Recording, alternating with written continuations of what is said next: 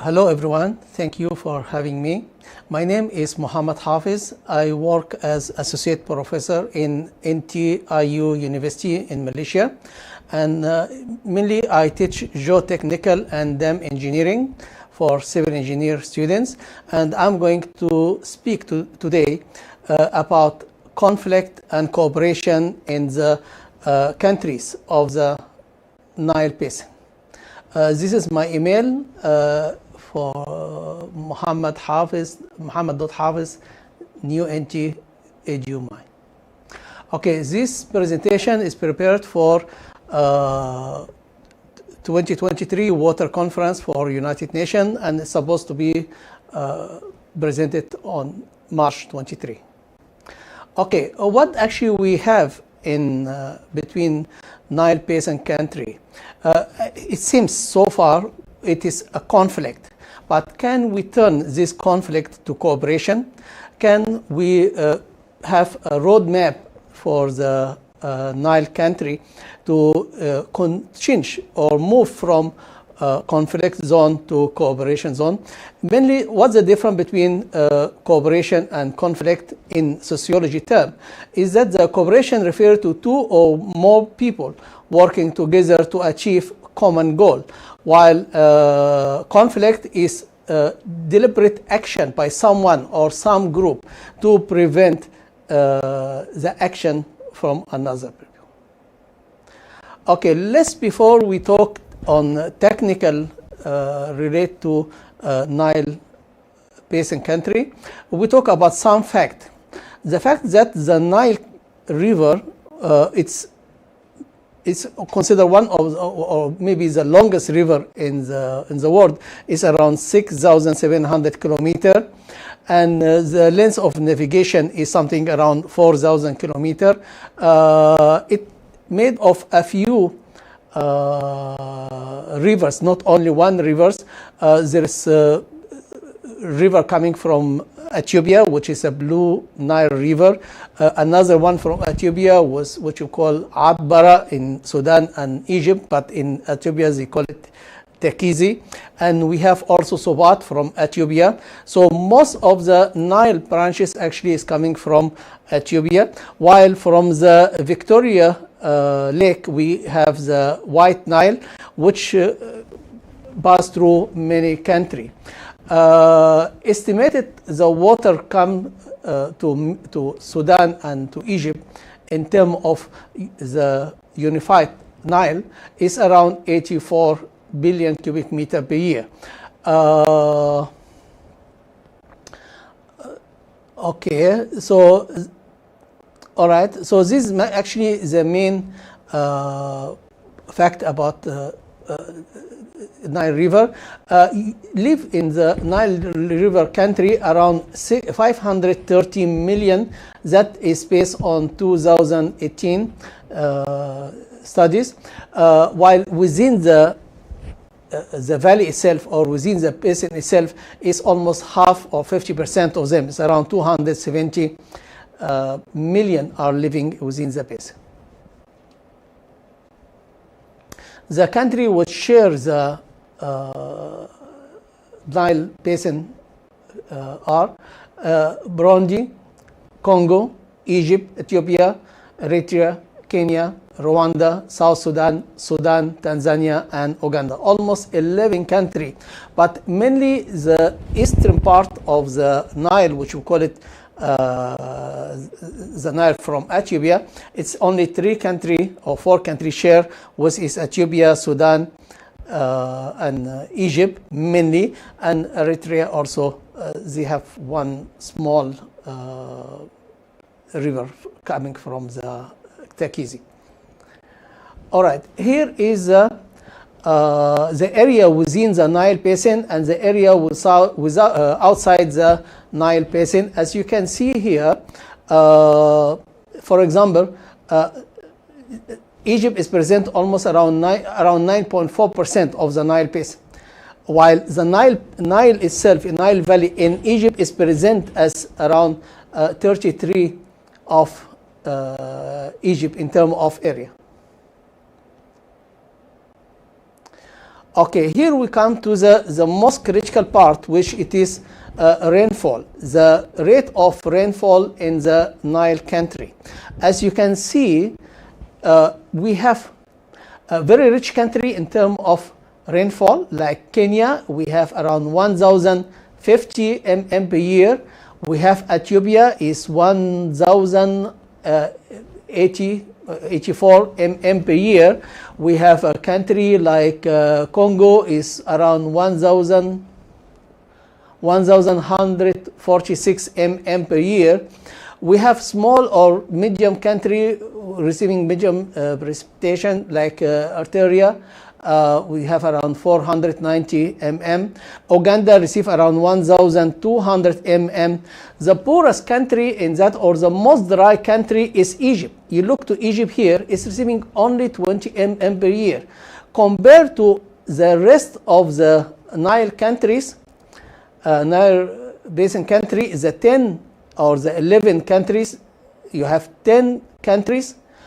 The minimum rainfall is in Sudan is around 260, while Sudan rainfall is almost 13-fold of Egyptian rainfall. While if you want to compare Ethiopia or Kenya or Uganda to Egypt, it's very huge. It's very huge. So a country like Uganda, it receives almost 60 times higher than Egypt.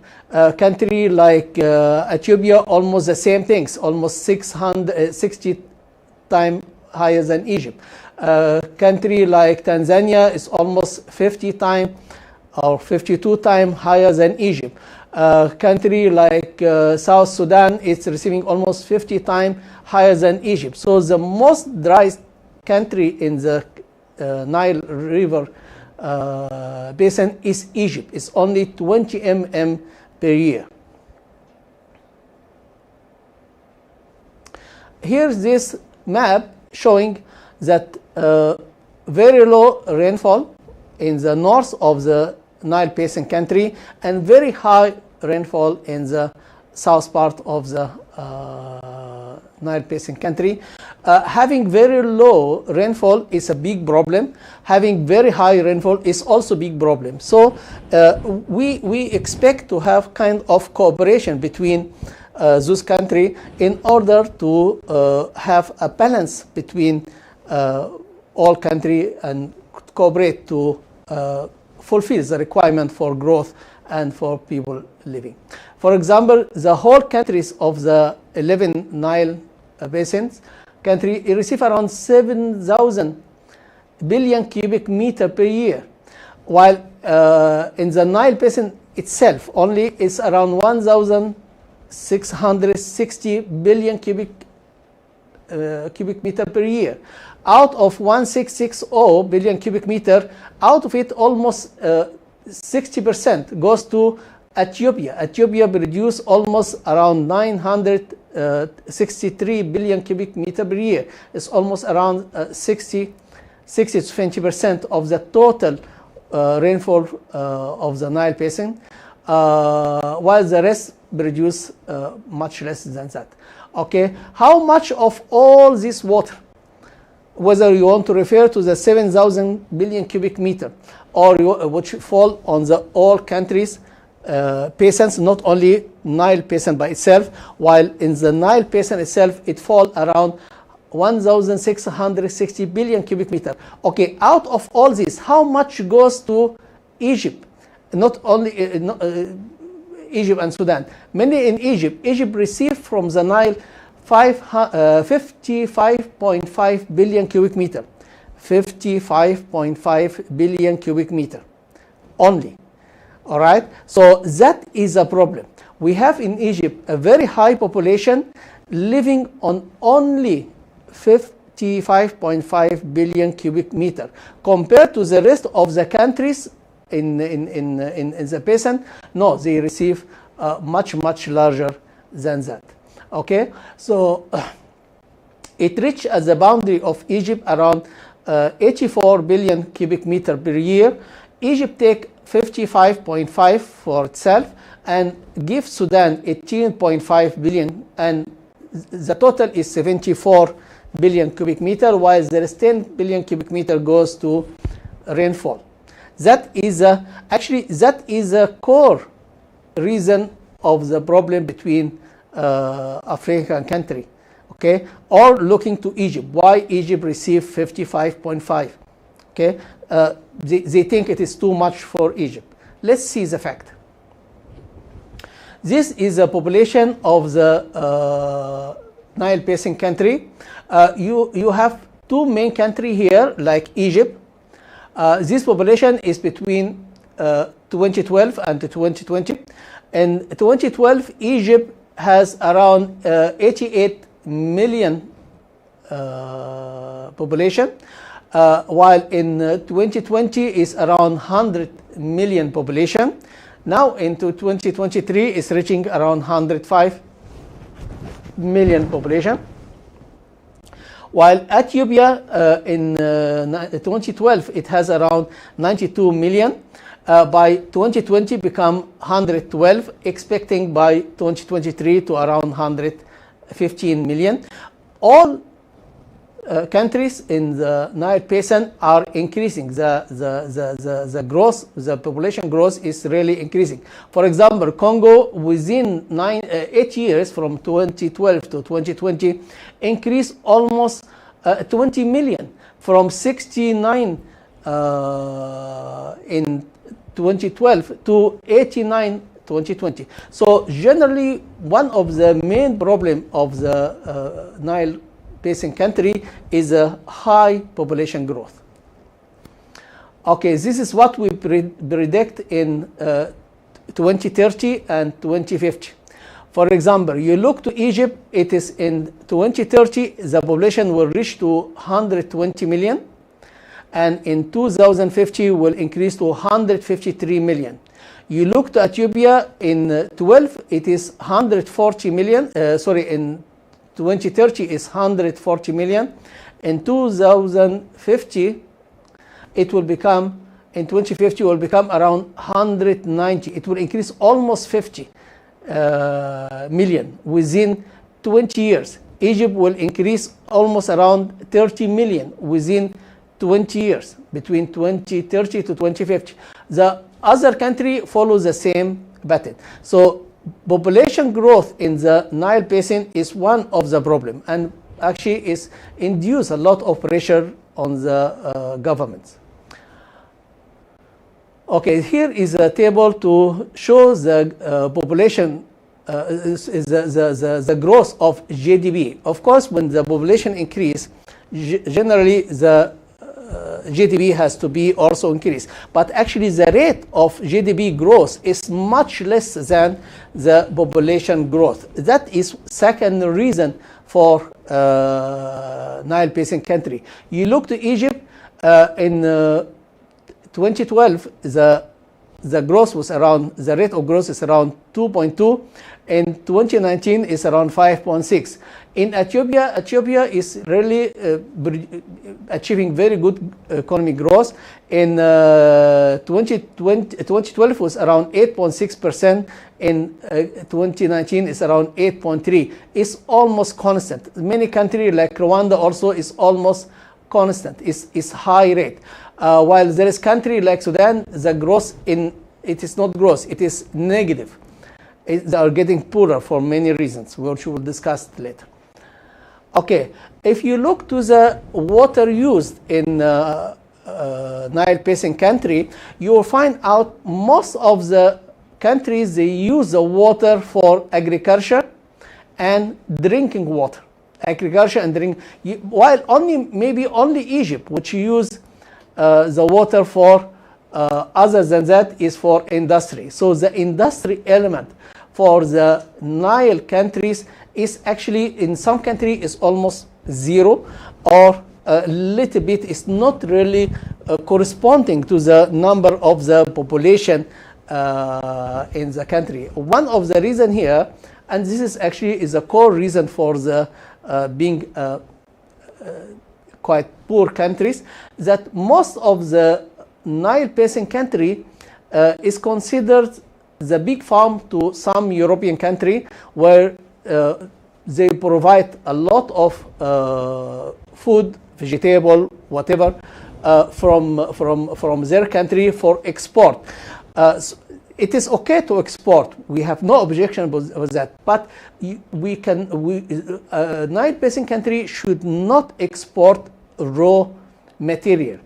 They should at least manufacture by 25%. So instead of exporting timber as a log, no, they have to export the timber in terms of furniture, in terms of material which can be used for other industry. But to export raw material just straight away like this without adding value by increasing the percentage of industry or by manufacture it at least by 25%, that will help the GDP for that countries and also will elevate the poverty in that country. So one of the reason for poverty in Nile countries is they export raw material without adding value by manufacturing. Here is some statistic on how much water goes to agriculture, how much go to industry, how much go to service. As you can see, this is between 2012 and 2017. As you can see, for the industry, it is not really much. It is around 19%, and in year 2000, in 2012, it's almost increased by 2%. In 2017, increased by also 2%. But agriculture remained almost constant. Okay, what the key to improve the GDP for Nile Basin country is to increase this sector, increase the industry, increase the manufacture. So instead of exporting the raw material as a raw, no, they must add value by manufacture it by at least 25%. Hydrology and future climate change to the Nile Basin country. As we can see in the screen here, this study is between 1986 to 2005. That one in the change in average precipitation, and also to 2018. This is future one to 2081 to 2100. As you can see here, the change here, the yellow color is showing, indicating the dry part of the world in general. You look to the Nile Basin country, you find the north part is getting drier, even in future. While the south part of the Nile Basin country, like Congo, like Ethiopia, no, they are going to receive more water. So more water will cause too much flood to that country and destroy economy. While dry in the north also will cause too much suffering to the people there. So both they have problem, and the problem of South Nile Basin country is a solution for the north, country. So we can actually cooperate to complement each other. Here is a study on the impact of climate change on hydrology of only Blue Basin Nile, not the whole Nile. As you can see, over years until 100, the rainfall is getting less and less, and this is a kind of increasing of the world or planet temperature that cause the rainfall to become less and less over years.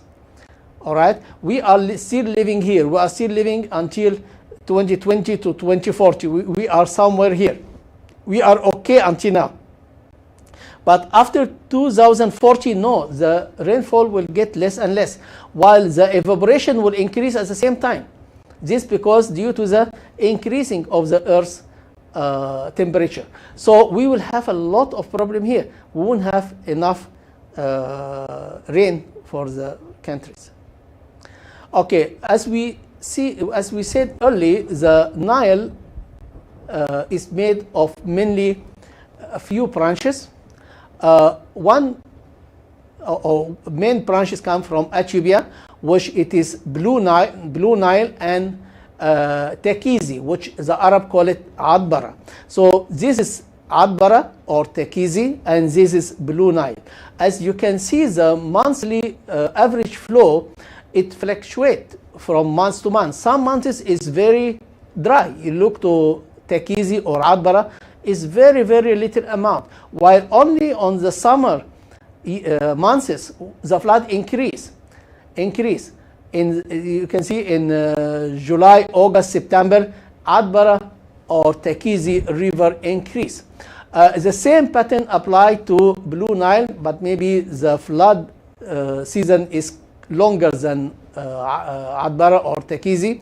The flow start increase from July, increase more to August, September, October. So the 4 months of the summer, or we call it the flood, that 4 months actually provide almost around 35 billion cubic meter out of around 49 cubic meter, which is the annual flow of the Blue Nile. The Blue Nile over the year, the total flow is around 49 billion cubic meter. 35 billion cubic meter come during the summertime. It comes from these two branches mainly, Tekizi or Adbara and the Blue Nile. That's why the flow for the Blue Nile, we can look at it from year 1921 until 2015 is almost 100 years. You can see in some years we have high flow. It reached almost around 70 billion, while the average is 49 or actually 48.5.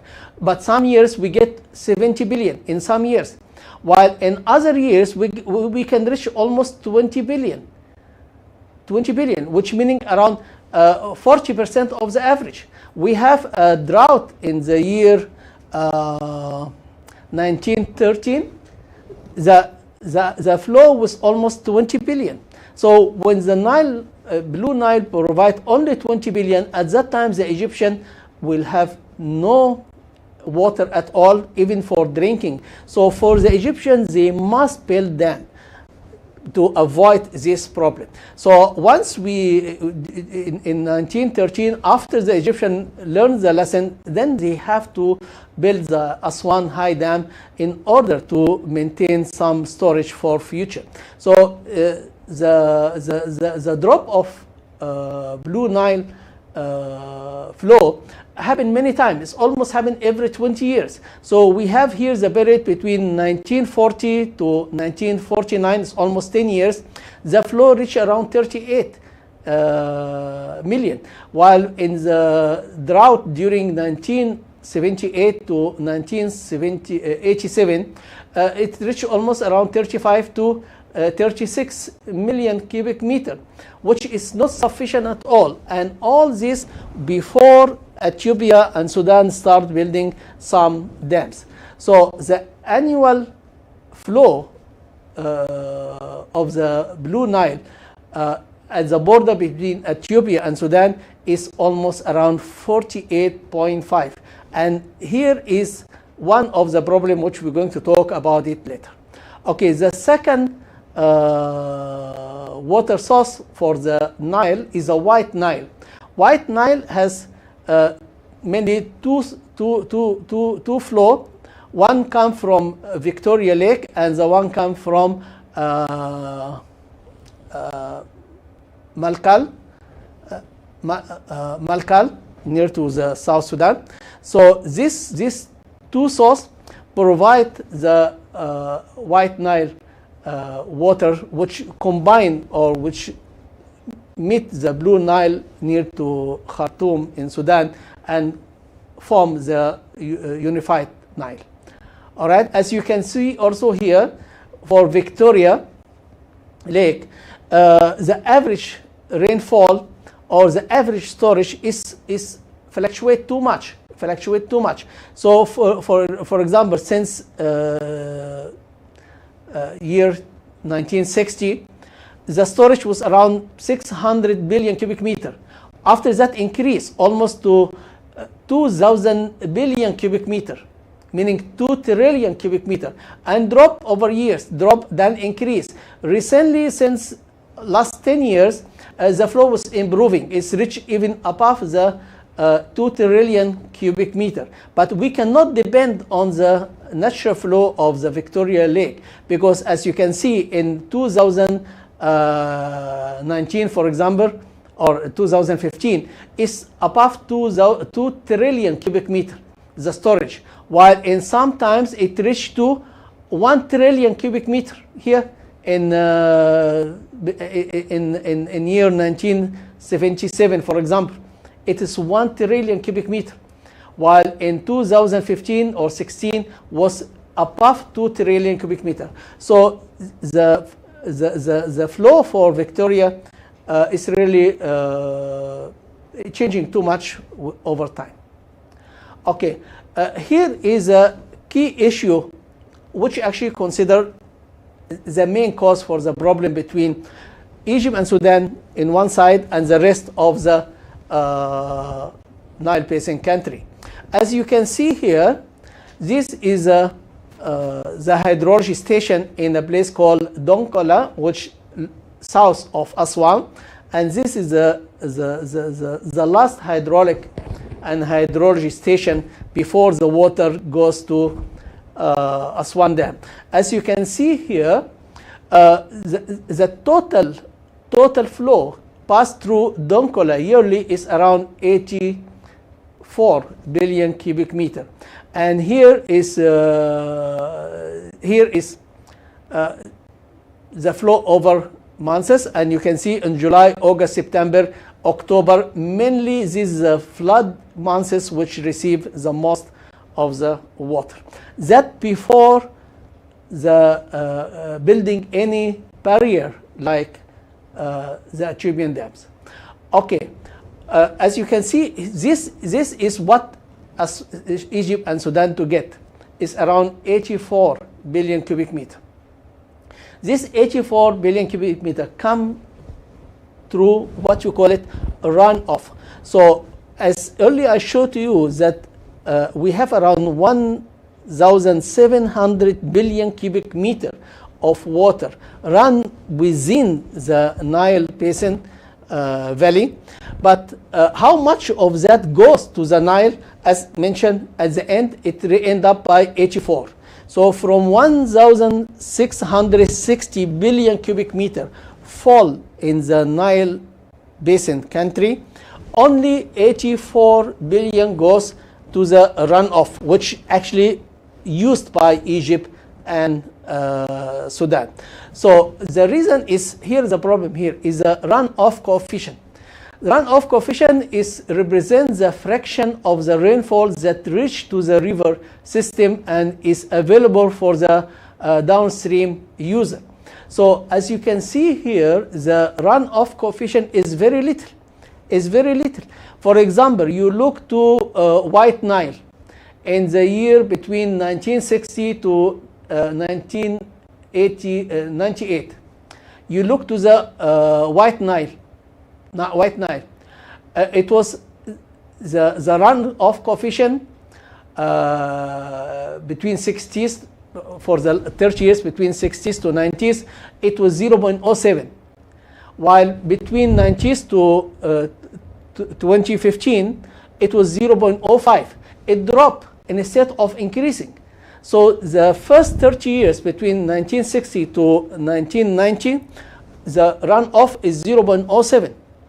While between 1990 to 2015, it is 0.05, which shouldn't be that. It should increase, because we have the technology now to increase the runoff from 0.07 to make it 0.1 or 0.11, to increase, not to drop. And this drop, as you see, it happened in many countries, especially countries located in the White Nile.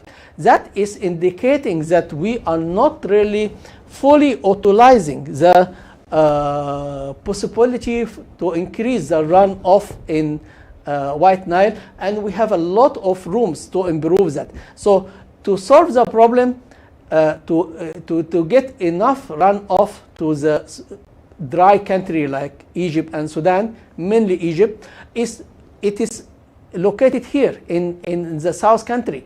We should help the South country to increase the runoff coefficient. Increasing the runoff coefficient, that will help to improve the runoff water which goes to the river. Then we can use it for running or building dams, or we produce hydraulic energy, and at the end the water can go to the dry country like Egypt and Sudan. Here is the power capacity in the Nile basin country. I will focus mainly on Egypt, Ethiopia, and South Sudan, because these three countries is a problem and the solution at the same time. You look to the Egypt, we have around 45,000 megawatt per year. Megawatt per hour. Produce 45,000 megawatt per hour. But out of that, how many percent depend on the hydropower? It's only 6%. So 6% out of 45,000 are hydropower, which come from mainly Aswan Dam, which produce around 2,800 megawatt.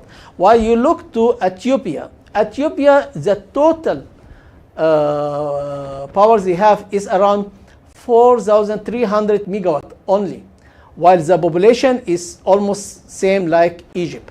While out of this 4,300 megawatt, 88% depend on the hydro, where they produce around 3,800 megawatt. That before the Renaissance Dam. So after Renaissance Dam, many will increase.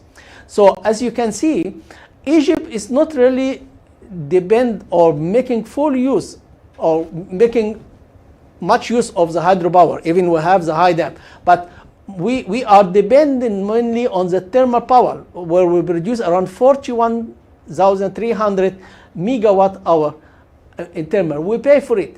And the hydropower is only present almost 6%. In Ethiopia, the hydropower present 88.5%. In Sudan, South Sudan, actually South Sudan is very low in terms of power utilization or use.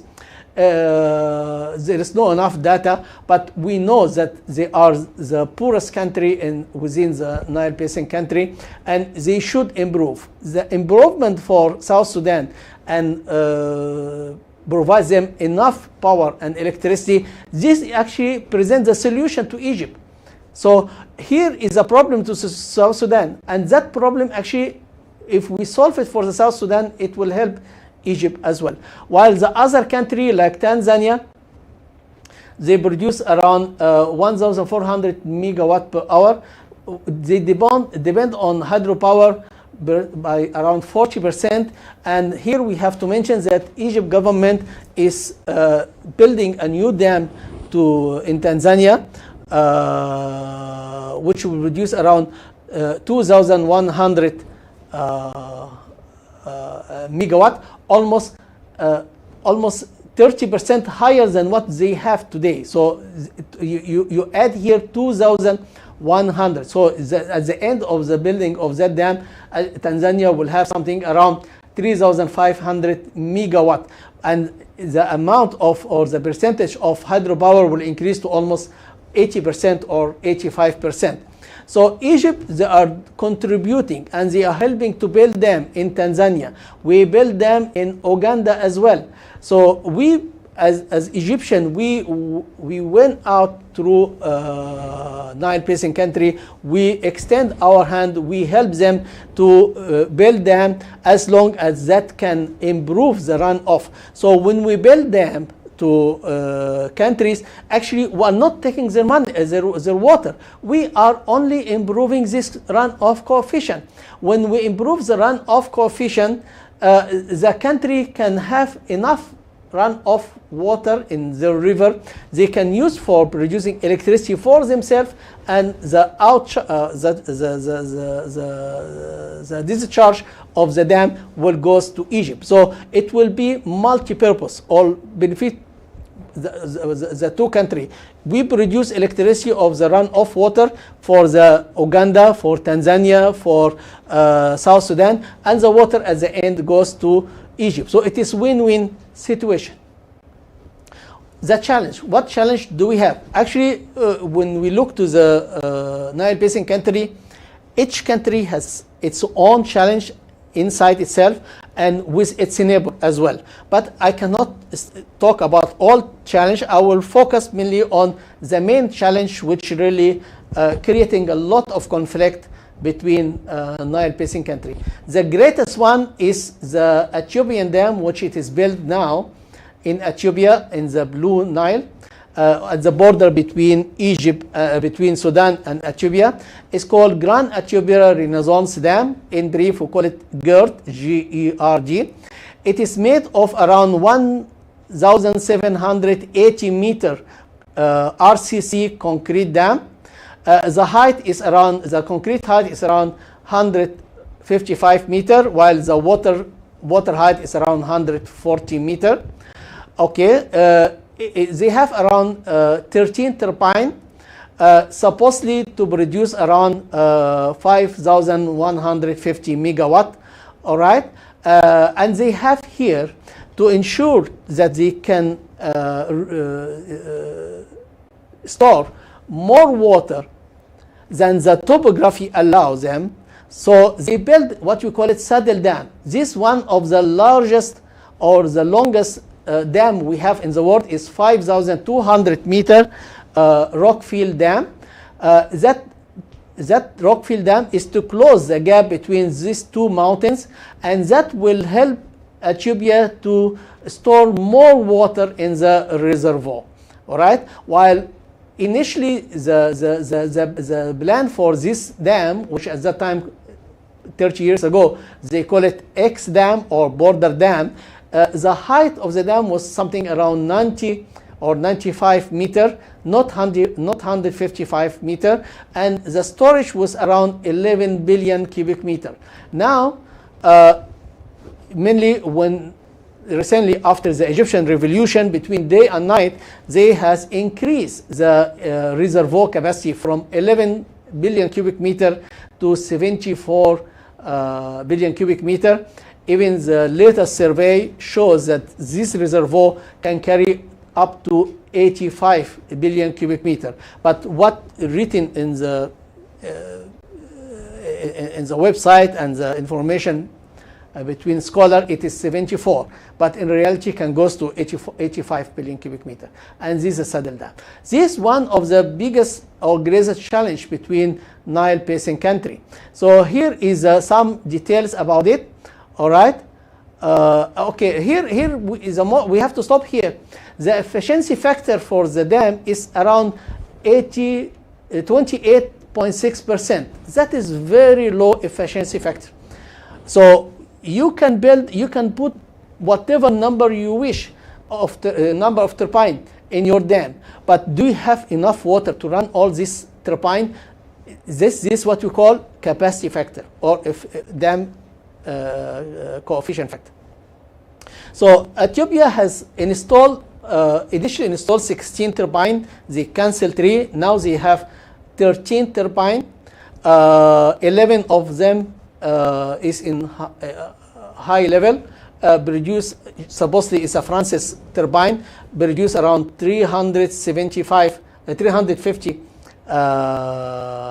megawatt, while the other turbine in the low level, it produces around 350 megawatt. Okay, so we have 13 turbine. Can the water reservoir or the flow, the natural flow of the Blue Nile can sustain all this big number of turbine? For sure, no. That's why the capacity factor is too low. So if Ethiopia improves the capacity factor, that will help to solve the problem with its neighbor. So as you can see here, the Nile, which goes to Sudan and Egypt, which start combined between Blue Nile and White Nile in Khartoum.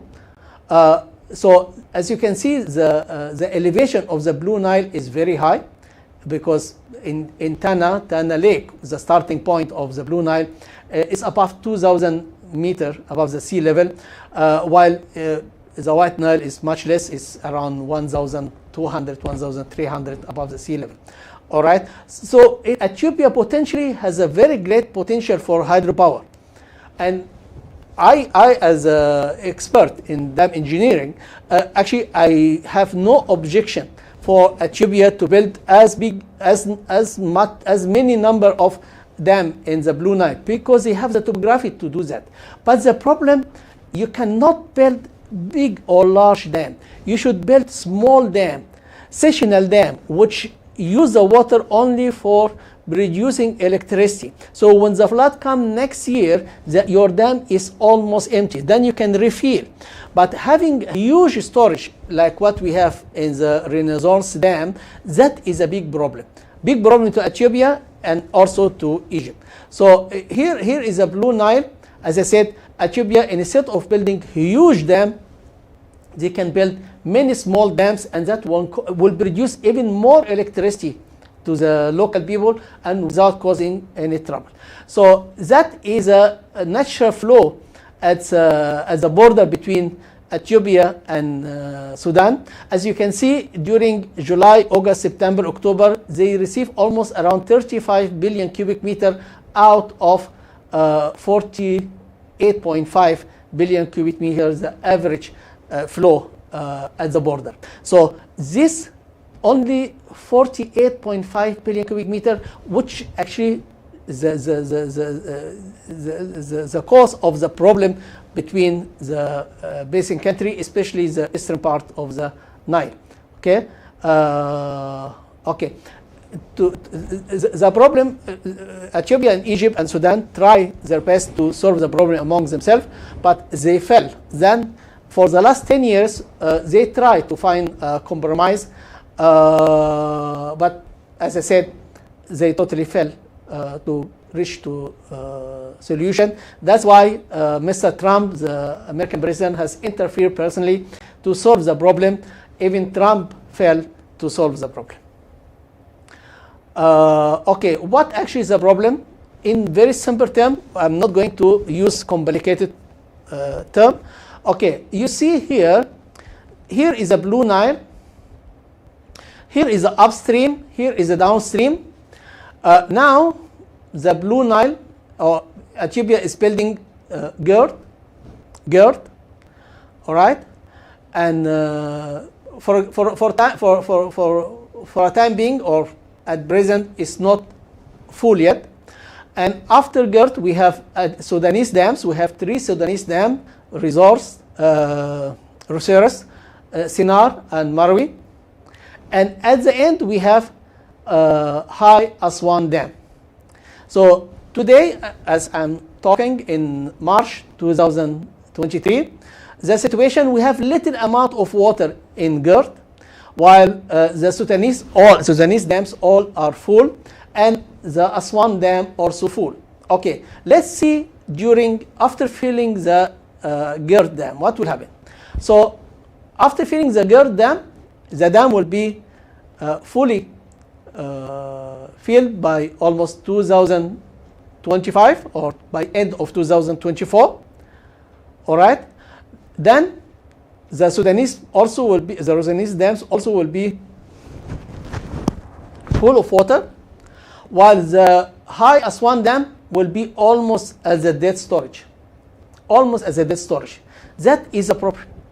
That is a problem. That filling up huge reservoir in GERD, that will cause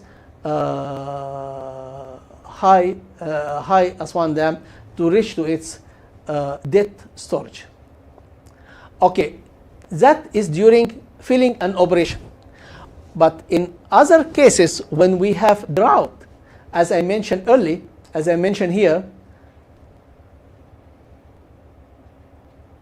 as I mentioned here, Blue Nile has drought lasts almost for 10 years. Between time to time, every 20 years, we get a drought for 10 years. So during drought, for long drought, or we'd call it prolonged drought, what will happen? It can for 10 years not enough water for GERD, not enough water for Sudanese dam, not enough water for High Aswan Dam. This would be the end of Egypt life in terms of population, in terms of state, in terms of everything, because it can last for 10 years. 10 years, not enough water for GERD, for Renaissance Dam, and of course not enough water for Sudanese Dam. For sure won't have enough water for High Aswan Dam and Egyptian. All right. At that time, we don't have water even for drinking.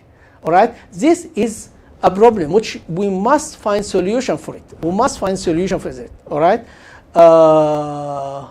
Okay. Just for example, did this event happen before? Yes, it happened before. You look here to the drought years between 1978 to 1988. 10 years, the Blue Nile was supplying less water supply to High Dam, to Nasser Lake, until the level, the water storage in Aswan Dam reached to 150.6 above sea level. 150.6 above sea level, it is almost 0.6 meter above the dead storage, because the dead storage for the turbine fixed recently in High Aswan Dam is 150. So it was only 0.6 meter above the dead storage, and that without having two big dams on the Blue Nile, like Renaissance Dam and Renaissance Dam in Ethiopia and Marwi in Sudan.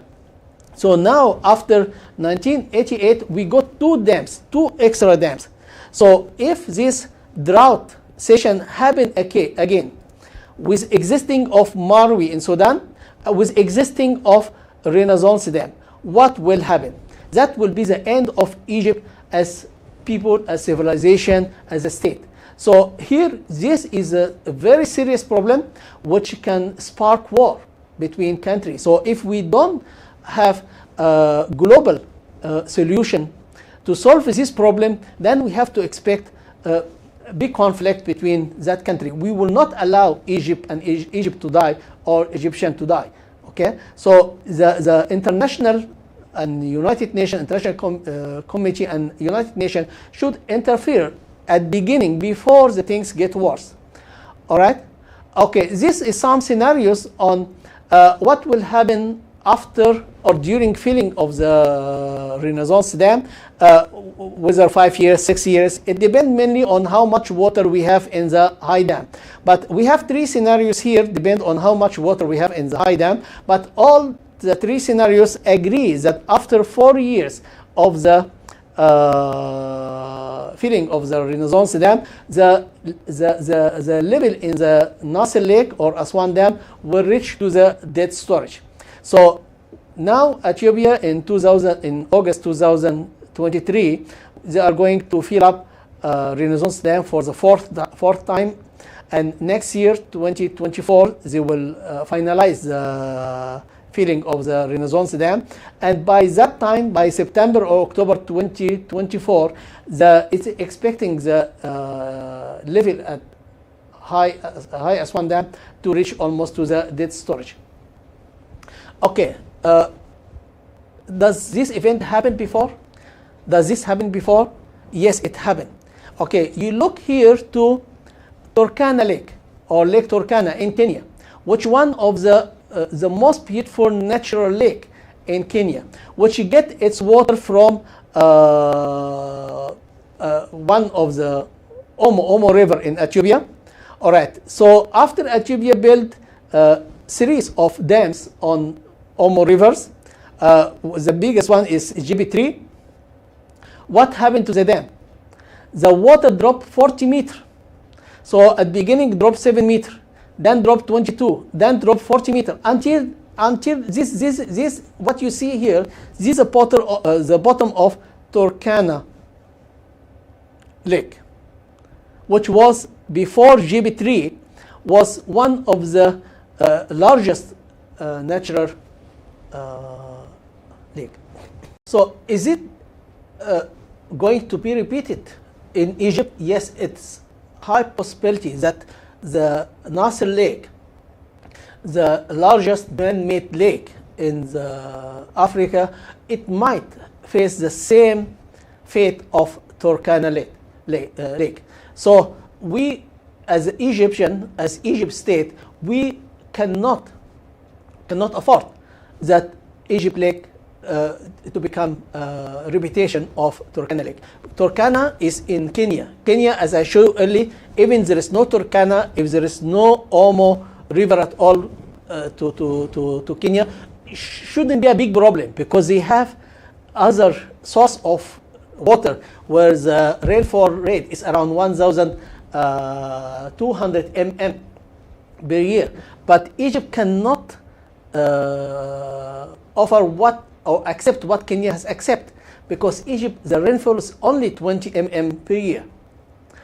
Okay, is a problem between Egypt and Ethiopia will end up by completing of Renaissance Dam?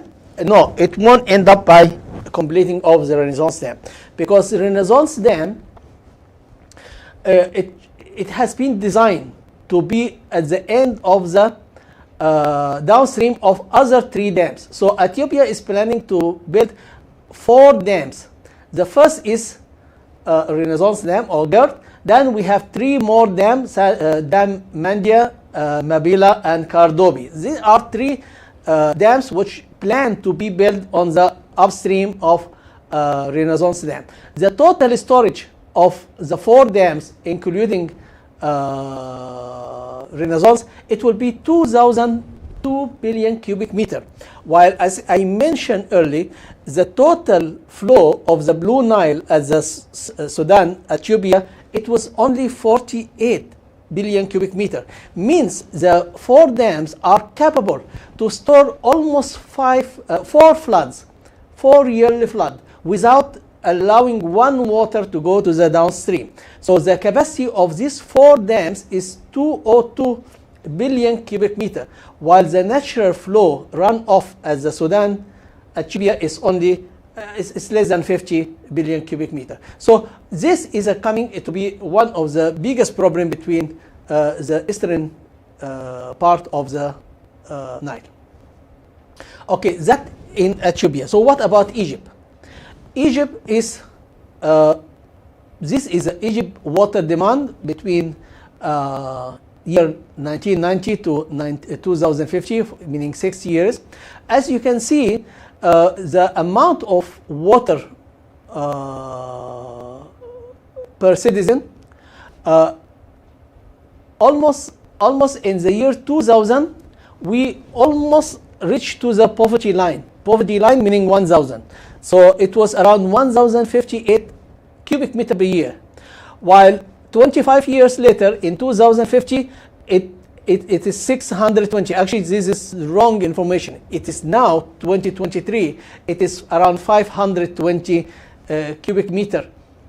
That without including the shortage due to the Renaissance Dam.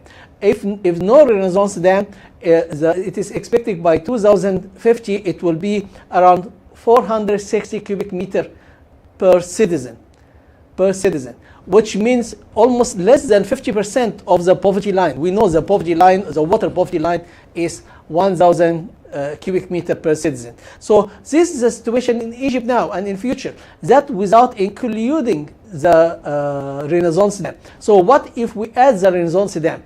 It will be a disaster. So we look here, does Egypt maximize the use of the water? Yes, we as the Egyptian, we try to maximize the use of the water to the best we can. For example, we treat the domestic wastewater. In 2001, it was only 0.7 billion cubic meter. In 2017, we treat 2.5 billion cubic meter. Yearly, recently in 2022, after opening a few treatment plants, we reach almost to 5 billion cubic meter. That is a domestic waste water which has been treated and reused for other, mainly for irrigation. The same apply to the industrial wastewater. We treat almost 6.7 billion cubic meter yearly. So and also the agricultural drainage water is almost 8.5 in 2017. Now it's reaching to 10 billion. So the total reuse water in Egypt is almost above 22 billion cubic meter. All right. So putting any blame on Egypt that we are not really maximize the use, actually it is not true, because we try to maximize the use of each drop of water in Egypt. Okay, is that enough for Egypt? No, it's not enough. So in 2015, the amount of the exported water, or what we call the virtual water, which we have export, cost Egypt to import 49 billion cubic meter of virtual water. Virtual water in terms of grains, in terms of meat, in terms of other product. So in 2015, we import almost 50 billion cubic meter of virtual water. It comes in other form like grains, like meat, like milk product, all right, oil. Okay, in 2023, the amount increased, almost reaching to 55 billion cubic meter, and this be translated into dollar, cent and dollar. So it's really cost Egypt too much. All right. So that is the first challenge. The second challenge is in South Sudan, is what you call Sudut swamp. We have a very large piece or sector of South Sudan, which it is actually mainly swamp, which called Sudut swamp. This is how it looks like. This is how the South Sudanese people live in. All right. It is a big problem for them. It is a big problem for them. We should extend our hand to help them to have a better life. We are in 21st century. We should not allow a community to live such life. The problem here, actually solving the problem here, will benefit the South Sudanese and also benefit Egypt. As you can see, the waterway of the White Nile in the Sudut swamp area, it's wasting a lot of water. There is a lot of water being wasted during evaporation and groundwater as well. Okay, facing the challenge, we cannot face or we cannot solve any of that challenge unless we extend helping hand to each other. Okay, we should trust each other. We should extend our hand to help. All right, and you are not helping him or he helping you, but we are helping each other. Okay, in terms of the first challenge, which it is Ethiopian dam, Ethiopian government keeps saying that they can produce around 550 megawatt. Yes, I agree with them. Yes, you can produce 5,150 megawatt hour, but for how long? Even if the reservoir is full, you can produce this amount of power maybe for 1 week or 2 weeks. It will never remain for the whole years, because if you do it for the whole years, you need another reservoir on the top of what you have. All right. So because you have 13 turbine to run 13 turbine to produce that amount, that won't be an economical solution.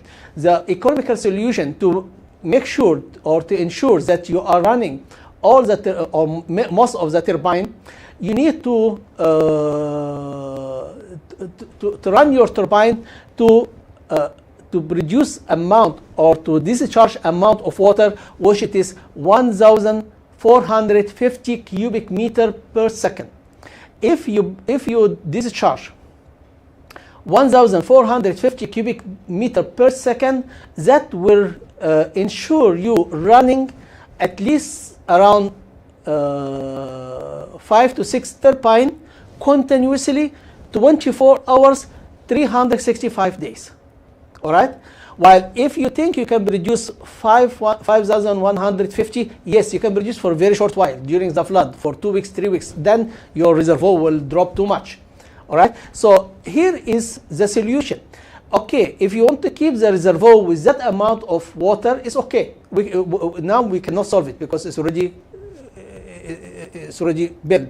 Okay, but you must guarantee that you can produce at least, or can you discharge from your turbine at least 1,450 cubic meter per second out of your turbine, and that will allow you to run at least around 5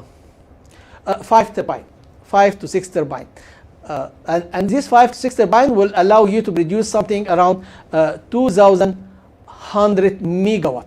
So you are not producing 5,150 megawatt. You cannot produce it for full year, but for the full year you can produce only 2,100 megawatt.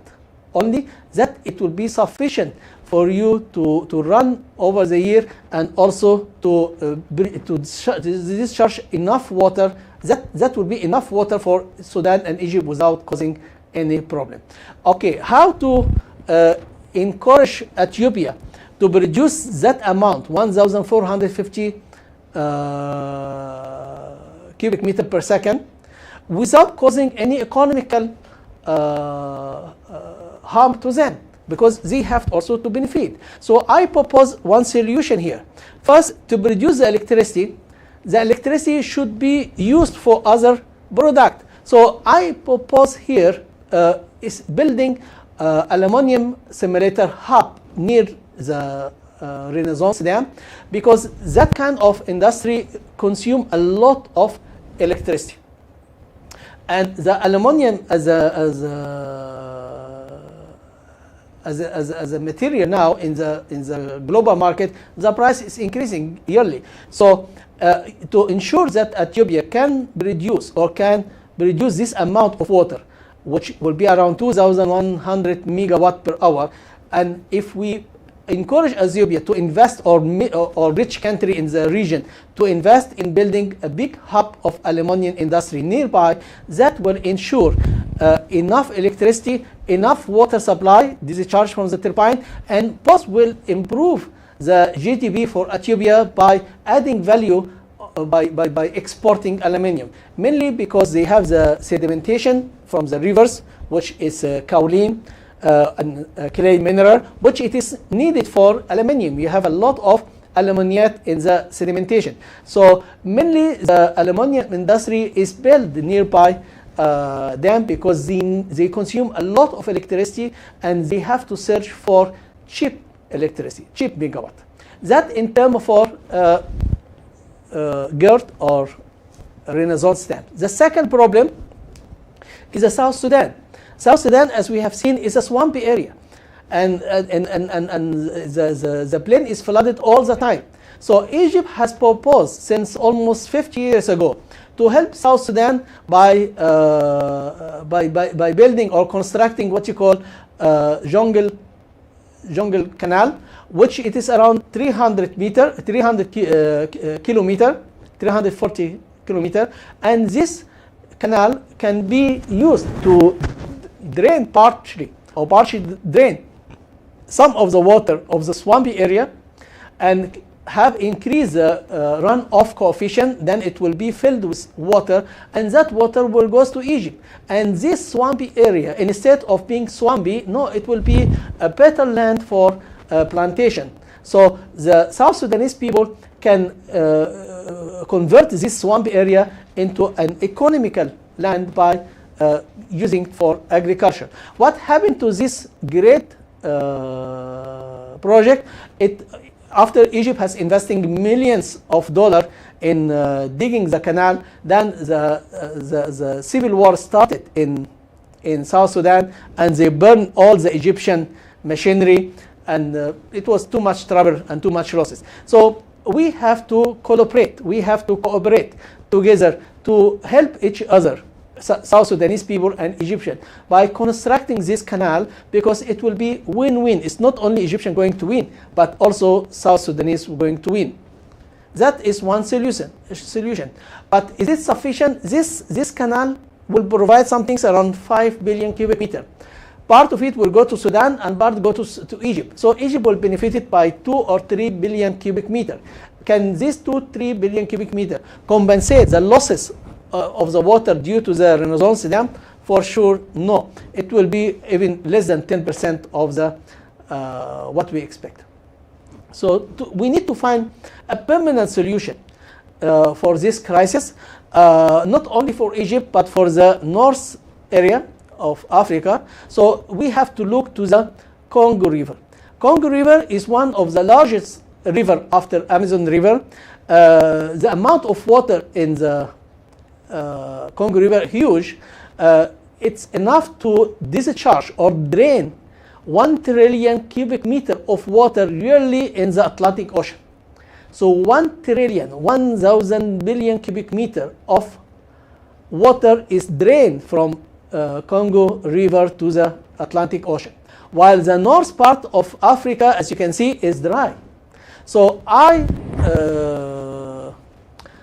call and invite the international community, mainly United Nations, World Bank, to invest in producing or having some connection between Congo River and this dry area, Libya, Egypt, Sudan, Chad. We, instead of wasting or draining all the 1 trillion cubic meter in the Atlantic Ocean here, why not we just take 10% of it, 100 billion cubic meter only.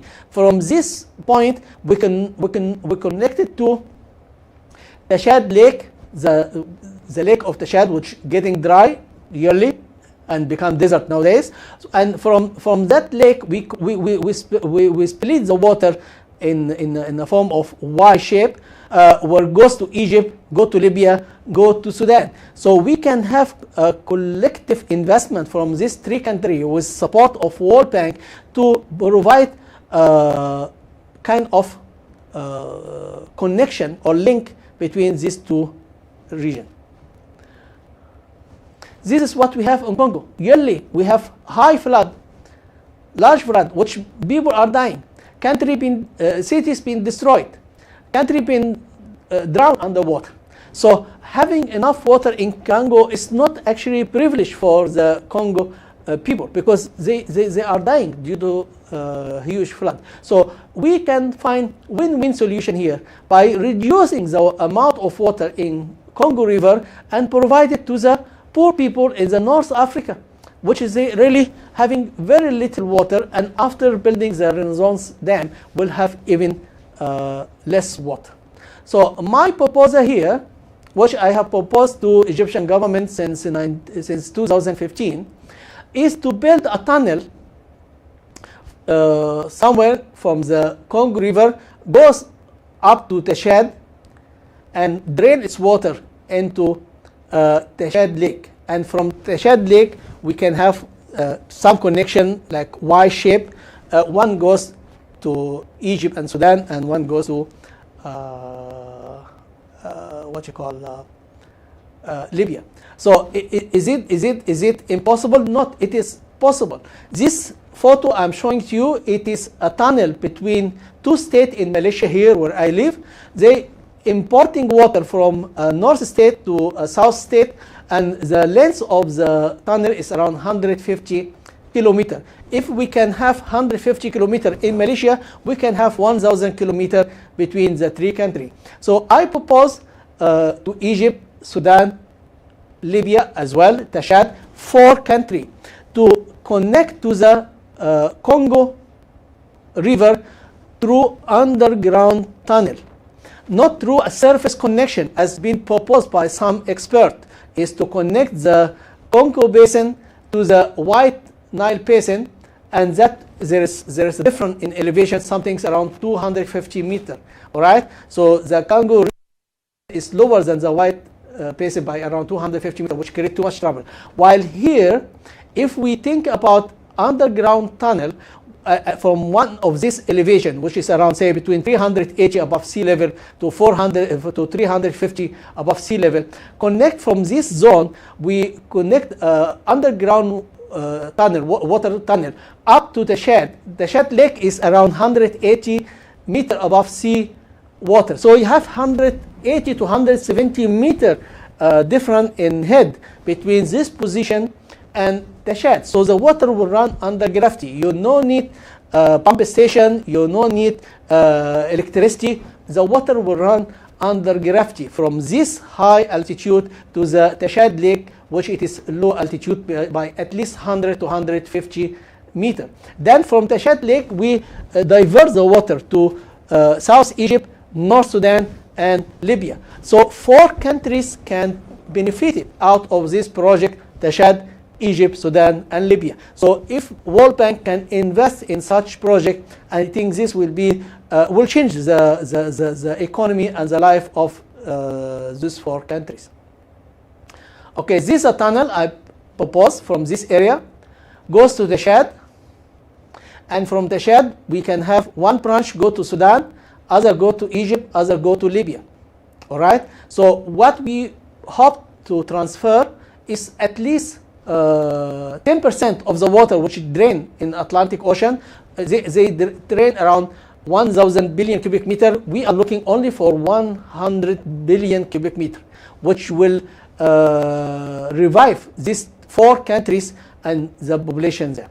All right. So this is a mega project which need a lot of investment, and that can be done by World Bank. Okay, the other solution I propose, it is having a network transportational road between Egypt, mainly Alexandria, and Cape Town in Sudan, and this been proposed by Egyptian government because we need to cooperate not only in terms of water supply. No, it's also we need to cooperate to increase the interrelation between the people first, then the government, by producing something like free market. So why not Tanzanian fruit to be sold in Egypt? Or why not Tanzanian fruit can export to Europe through Alexandria? So building a road network between Nile countries or Nile basin country extend to even Nile countries like Cape Town and South Sudan, that will really improve the life of the people who the road pass through it, and also will economically will increase or will really have a great impact. And through this road we can have free market. Why not we don't have free market? We should have a free market for the Nile basin country, somewhere in Sudan here, for example. All right, so we can have more access to African product, to Europe, to America, with cheap transportation. All right, Congo, for example, we produce a lot of fishery, a lot of fruits, a lot of vegetable can directly export to Europe through this road. So this is some of the my proposal to solve the problem. So in conclusion, I will read it straight away. The Nile basin countries should seek to build confidence and capacity across the basin through a shared benefit of the Nile River, and to implement projects in partnership with member states that will contribute to strengthen the cooperation mechanism and to long-term sustainability development in terms of economic growth, regional integration. They should contribute to the creation of enabling environment for investment and action on the ground, and that will promote and share benefit through the set of effective basin wide activities. They should apply projects which contribute to water efficiency, integrated water resources management, confidence building between peoples of the Nile basin country, and increase the awareness to achieve their objective and expected impact. Lastly is to improve the hydropower production and irrigation efficiency, leading to an overall increase in land productivity, which will yield higher agriculture output and enhance the food security in the countries. Number 7, integrated and joint basin management offer to the greatest opportunity to unlock economic growth, promote regional integration, and realizing the realize the peace and stability in the peasant countries. Number 8, to identify steps to increase food security through increasing investment, income integration, and economic growth. This is my conclusion, and the key word here is integration.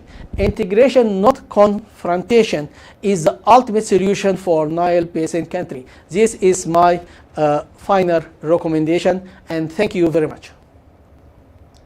Thank you.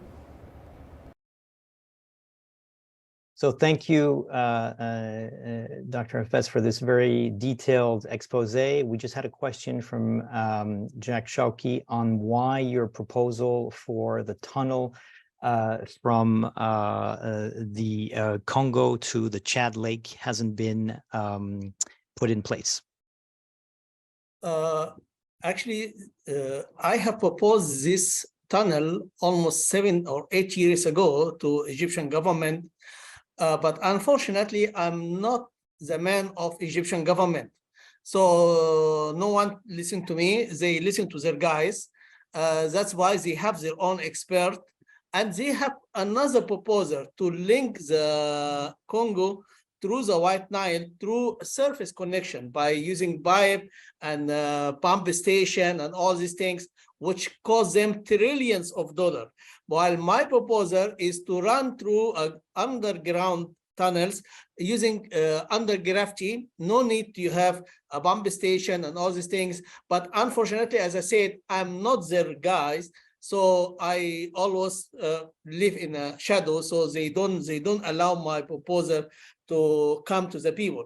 But through your platform, I wish the United Nations and the World Bank to study the feasibility of this project, because it's really will, I wish, can change the economy in the North African countries. Thank you. So I have, Jack, if you can mute yourself, please. I have a question for you related to the political climate, because the political climate is what it is between Egypt and its neighbors to the south. How likely do you think is the potential sort of positive outlook that you describe, integration rather than confrontation? It's a very complex web of relationships, let's say, between Egypt and its neighbors to the south and also to the west. You were referencing Libya. In your analysis, how likely is the integration versus confrontation? Okay, I think one important things we need to observe in that type of relation is most of the African country is still until now, their mentality is based on tribe thinking. And we have seen what happened between people of Ethiopia, between Tigray and the government, okay? That's correct. It shouldn't happen. It shouldn't happen. Very, very frankly, I think when the people of the Nile Basin country reach to understand the meaning of nation, not a tribe. So then when people start believe in a nation as a nation, not belong fully to the tribe, then the nation of Ethiopia will feel that they can really benefit Egypt as a nation, and Egypt also can benefit them. So until then, until we move from the tribe mentality to the nation mentality, I think we are not going to make much progress. So maybe in 1 or 2 generations from now, maybe the people will realize that each one of us need each one.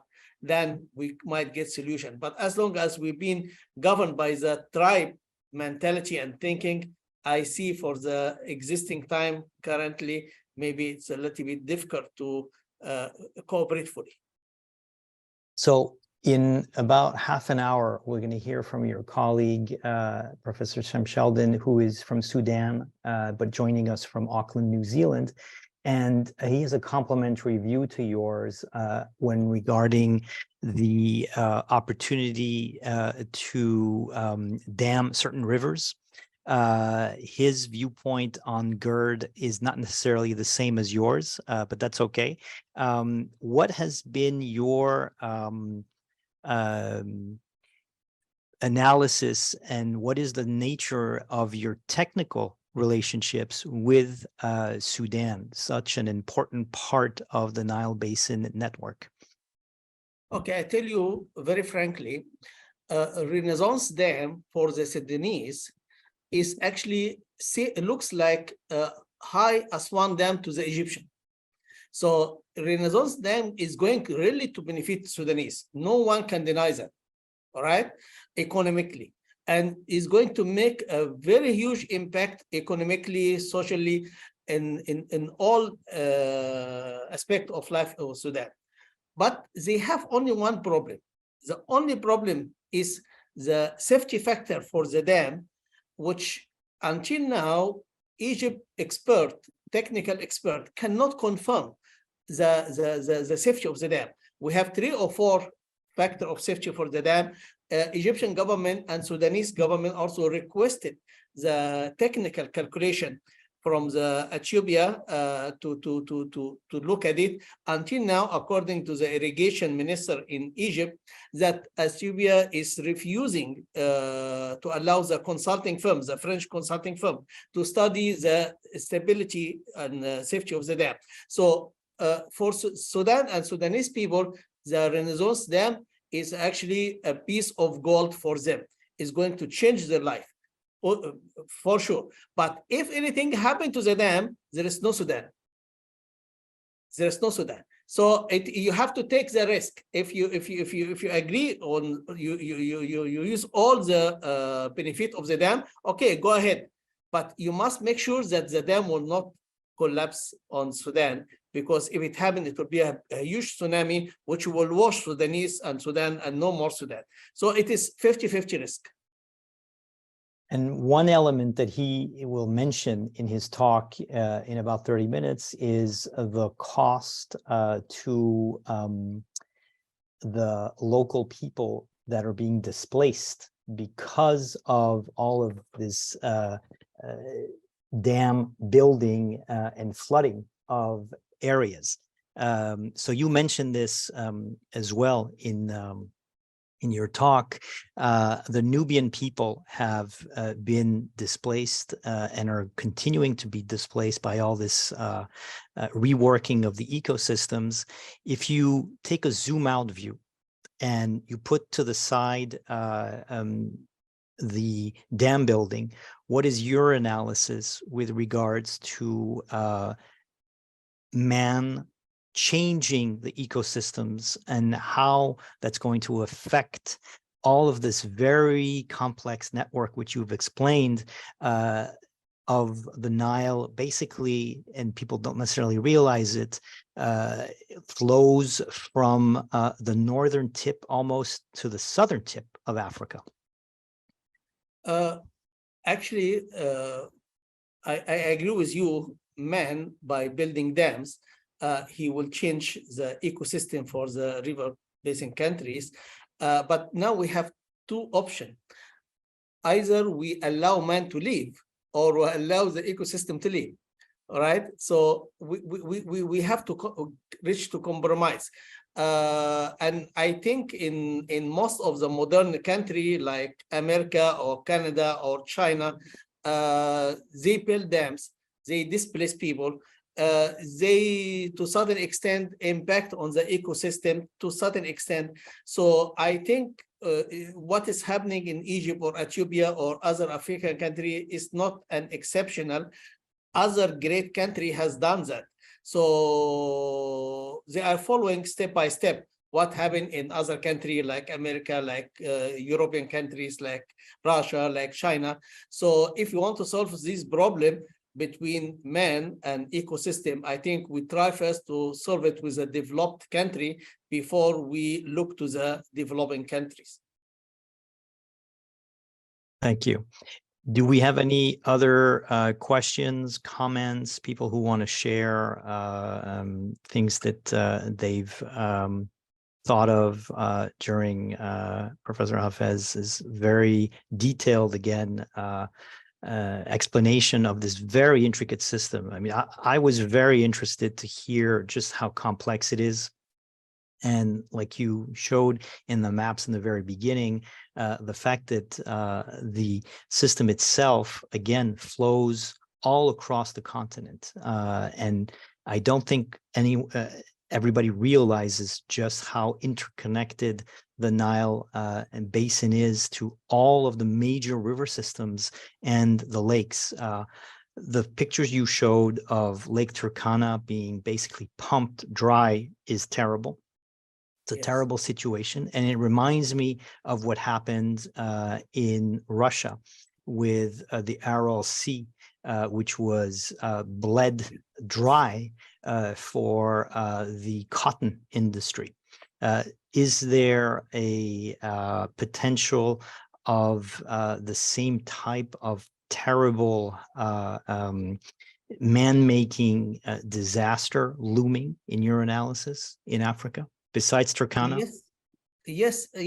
Actually, that is my main concern for this presentation, because what happened to Turkana, we have a very high possibility to happen to the Nasser Lake as one dam. We have one of the biggest man-made lake, but after Renaissance Dam, especially during the drought time, even the Renaissance Dam might not have enough water for itself. So in that case, like the drought time during 1978 and 1988, that 10 years, the Aswan Lake or High Dam reservoir reached only 0.6 meter above dead storage.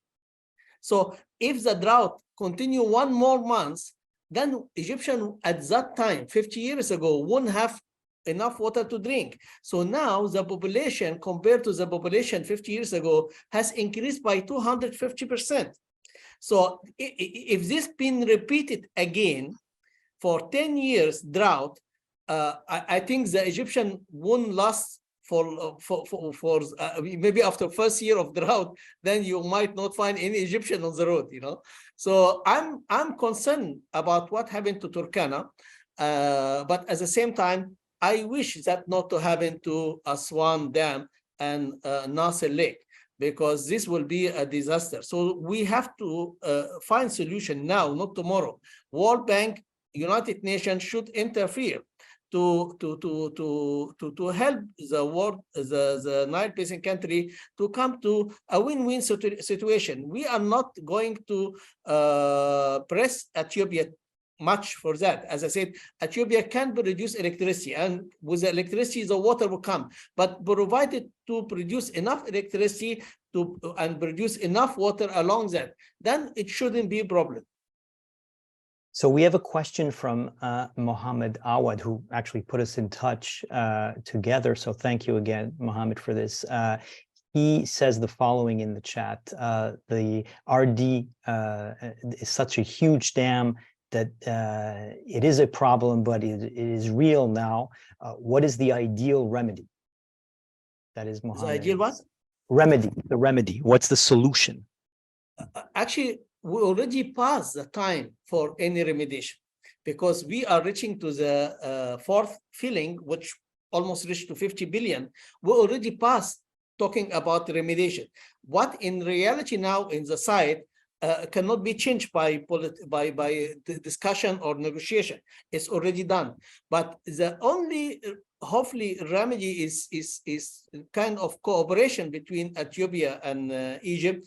And as I said, Ethiopia can produce more electricity, say around what I mentioned, 2,100 megawatt hour for over the 365 days per year. Then with that electricity can produce the 48.5 billion cubic meter, which Egypt expected to have it every year from the Blue Nile.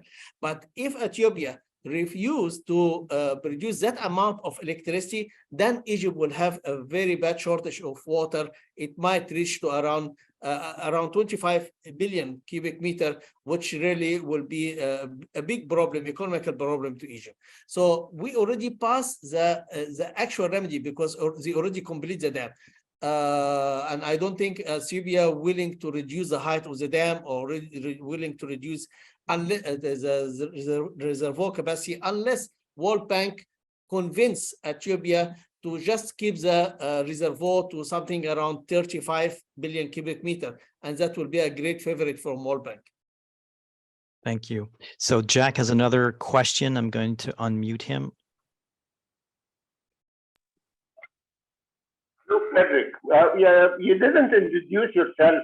You are working for the United Nations because you are the host, and we didn't. Okay, you have a question for me then. Okay. No. It's a question for Dr. Muhammad, but I need to know you because you didn't introduce yourself. Oh, because I introduced myself this morning, and let me mute you because there's some background. So I work for the Peace Innovation Institute at The Hague. I need to mute you, Jack, because there's too much echo. Thank you, Jack. So I work for the Peace Innovation Institute at The Hague. We're a research institute based in the Netherlands, but I work remotely from Canada. We're an NGO, and we work alongside what's called the Triple Helix. I'm going to share my screen so to show you what our work entails. Our work is about connecting what needs to happen to effect change: academia, civil society, political leadership, each at the table to learn from each other and collaborate and cooperate. We only have 82 months left until 2030. We need to work alongside each other and be collaborative, exactly like Dr. Hafez has been saying, between the Nile Basin countries, but this is true of the entire world. So I'm going to share this presentation again in the chat. So that's a bit of a intro on myself, and I'm going to unmute you again, Jack, but there's a big echo. So please ask your question, and then I'll mute you again so that everyone can hear. Thanks a lot, Frederick. You are doing a great job, my dear friend. Thank you. Muhammad, Yes. The plan is 6 years ago. It needs to be updated because I went to a study of Libyan River. You know Yes. I sent you the note. The cost of 1 kilometer is $100 million, $1 million. Did you present the new update of your project to the United Nations? Because this is very important. How come $1 trillion is thrown in the sea, and the Congo president accepted that he approves the project? He's already approved it. So forget about Egypt. I know Egyptian is a bureaucratic country. The problem with Ethiopia Dam is that the old regime Mubarak gave them hell until Omar Suleiman. Omar Suleiman told them, if you build anything, we're gonna destroy it. So they have a vendetta with us. They will never permit us to give it. They own the water now. So forget Ethiopia. We need to find another solution. So you need to update your project, present it to the United Nations, find your friend there, make pressure on Egypt to accept it. Because Egypt don't care about the people. You need to know that. They don't care about nothing. You saw the regime what it's doing to the people now. So finish your project, update. All right. My answer to you, let me answer you. Okay, because this is supposed to be a question, okay? Thank you, Jack. I muted you because of the feedback. We hear you, and I'm going to let Dr. Hafez answer. If Egypt and Sudan and Libya and Chad spend 10% of their military budget to construct such tunnel, over the coming 10 years, the tunnel we will have enough fund and investment to build that tunnel. So instead of buying Rafale from France costs you 15 billion US dollar, invest that amount of money in drilling that tunnel, and that will help Egyptian people much more than Rafale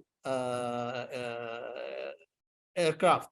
So we need to arrange our priority. Is our priority to take all the money of Egypt or Libya and buy tanks and buy military and buy aeroplanes, or to build such a huge tunnel? I believe the Egyptian people, they need water than aircraft from France. I couldn't agree with you more, especially because the aircraft from France are being paid for by Saudi Arabia, which has been acting as a sponsor of all of these military projects. And in answer to, I'm guessing, Jack, there's too much. I'm going to mute you again. I can't hear you. And please write down your questions, but I can't have you speak all the time. I'm sorry, because we have to move on. And we are going to work with several parties. This gathering today is the start of a cycle of gatherings to present these projects to the United Nations. People that have been speaking all throughout the day are working with the United Nations, the transboundary network at Bennington and University of Vermont. I'm going to share their website in the chat. You can look them up. They're working on very impressive projects with the UN.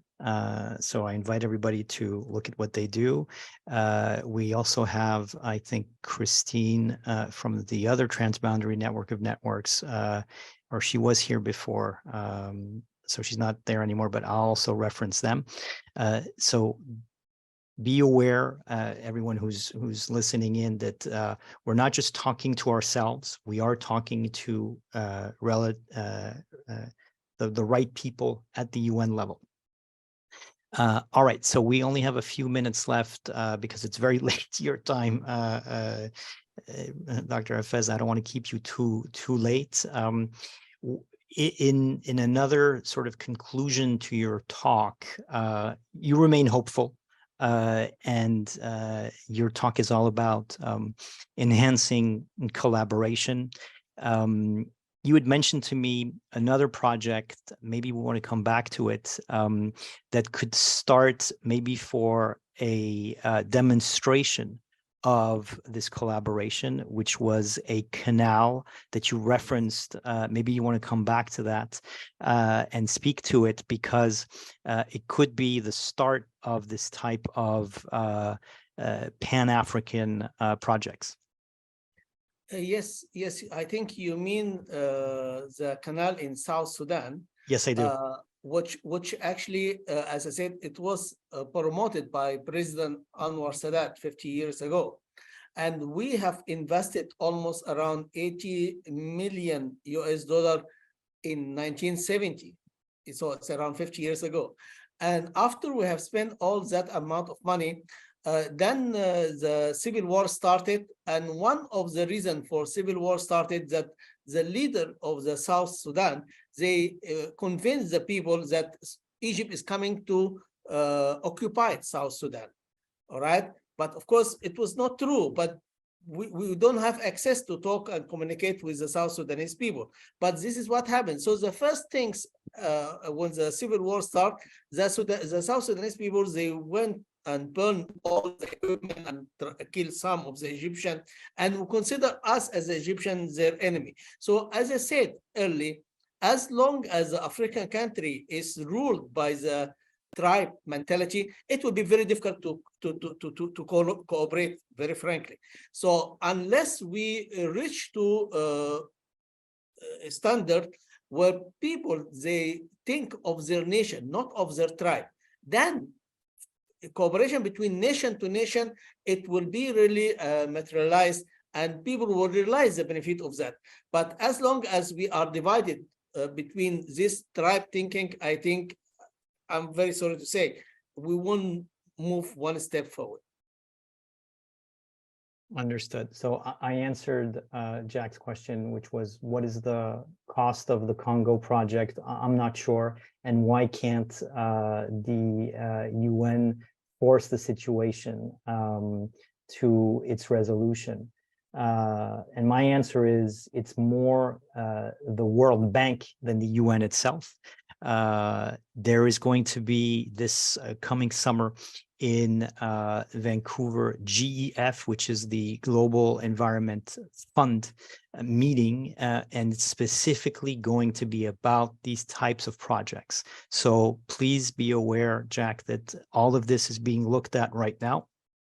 And Canada is playing a role because it's happening in Canada. I will be there in Vancouver, and it'll be a time to promote these types of projects. So again, today's gathering is also to serve as, again, the start of a cycle of meetings to prepare this August, it's going to be late August, Vancouver meeting. So don't worry, we're on the case, as it were.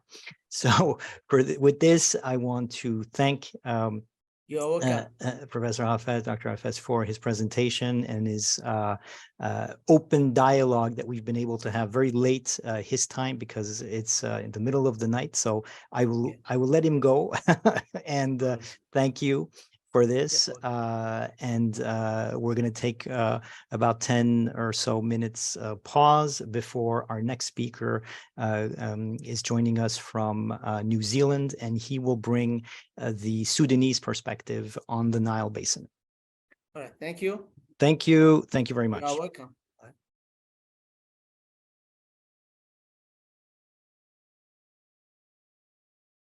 All right, so let's take a bit of a pause. Go out and stretch your legs, grab a coffee, something to drink, and we'll be back. Yes, thank you, Mohammed, because it's thanks to you that we had the pleasure of Dr. Hafez presenting. I'm going to stop the recording now.